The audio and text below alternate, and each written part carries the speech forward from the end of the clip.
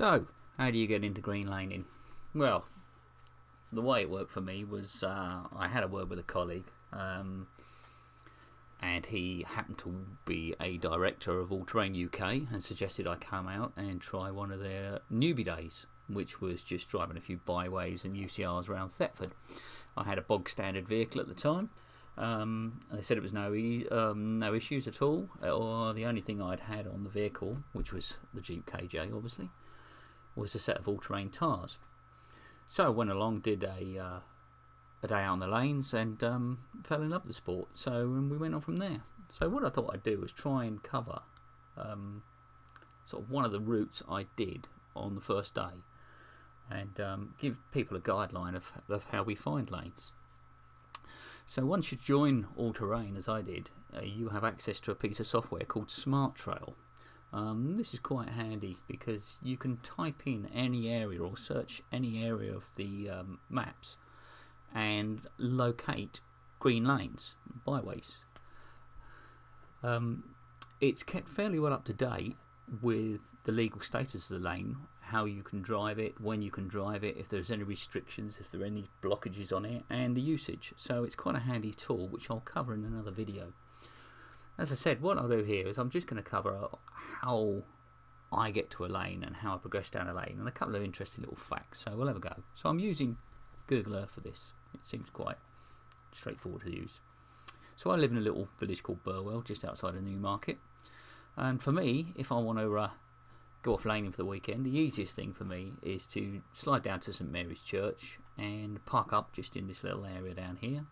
So I can get a few cars down there. Once we're all met up, we can head off up to Thetford area, which is where I tend to lane most. Now for me, quite luckily, down here is Lane's Bakery. So as we plod out in the morning, I just nip up the road and we can fill up with tea, coffee, rolls, cakes and everything we need for the day. So once we've got that, back into the cars, sort of head down the road to Isaacson Road, sort of south down Isaacson Road, northeast up to Newmarket Road, and then head along east to Exning. Through Exning for me, again heading east up to the A142 junction, then I come down one junction and slip on to the A142 A14 heading east. 5 minutes down the road there's an A11 turn-off, which I'm going to take. So we take the A11 turn-off, and another 10 minutes later I'm down to what they know as Five Ways Roundabout. So once you're at Five Ways, it's quite handy. Again, if you weren't able to stock up with food and stuff, you've got a McDonald's there and some services, so you can grab some food, whatever you want. There's also a fairly large car park, so you can meet up with other people coming out on the lanes. We try to keep the volume of vehicles to 5 or 6 maximum. This just helps with the sport and not having hundreds of vehicles trundling down byways which are used by walkers, dog walkers, horses, everybody else. So we take a right at Five Ways, head down the A1101. You know if you're going the right direction because we pop over the river, and a couple of miles down the road we come into Icklingham. So the byway we're going to do today, it's friendly name to me, I know it as Icklingham 6. It's located on the double bends as you come in. So you can see there's the start of the bends. So, and we're going to go in on the first bend. So if I just zoom in here. So here's the bend coming round. I don't think these roadworks are here now. And you see this access down for the house here and sort of like a lay-by. So we're going to try and take the second exit and we're going to head off up there. Now it's quite handy because as you come in, if you come off for the first or second lay-by, if you just look over on there, there's a little post there with byway written on it. So it just gives you a guideline of where you're going. So we're going to head down there.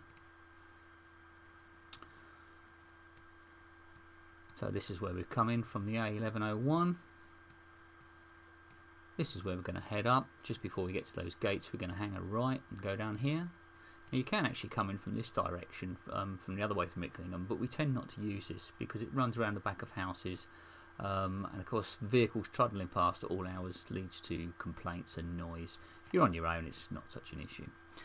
So now unfortunately Google Earth doesn't have close-up images like this of the byway itself, so I've had to do an overview shot. So if I just mark out the lane on here, you can see the lane follows up takes a right at the top and comes out eventually on the A1106.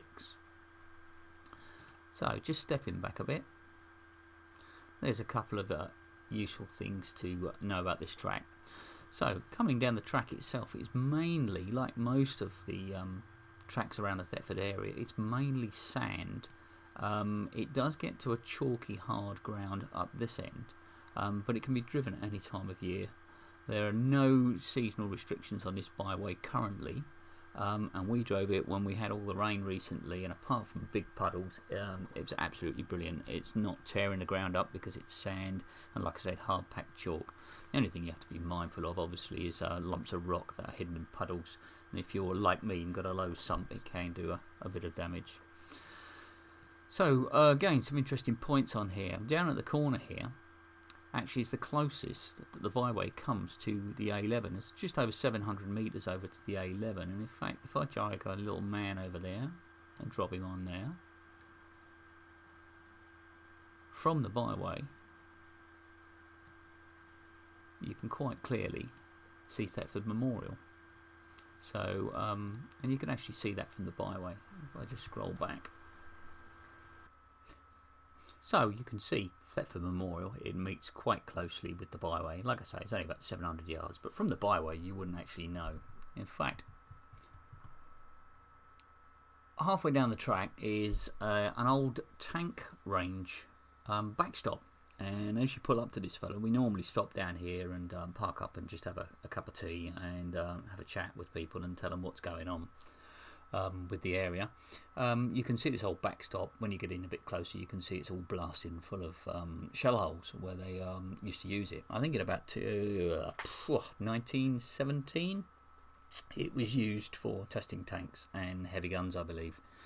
So, and like I say, once you get to there, if you actually look alongside it, if we click along here, you can see there's Thetford Memorial in the distance. So it's surprising how close the byway runs. Anyway, another interesting part of the track when we're going down is you might notice just here, this is known as Bernard's Heath. This big X was used for target practice in the Second World War by bombers, and they used to drop inert rounds on there, usually filled with concrete, from about 20,000 feet. And obviously this gives them a perfect target. X marks the spot. It was also allegedly used for dumping live munitions when the planes came back from unsuccessful missions, and if they were still laden with ordnance, they would drop it on the X. I haven't actually been over there and looked at the ground, but there was an interesting article in the Daily Mail which actually showed some of the marks where the old ordnance had hit and detonated. So the track is about 3.5 kilometres long, I believe. Like I say, it's fairly straight. It comes all the way down here. It gets quite sandy coming down this bit, and in the middle of summer it can be quite sandy, so you do need to keep a little bit of energy going on. And going down to the end, to the exit, it comes out onto the B1106. So if we just scroll in here, you should be able to see.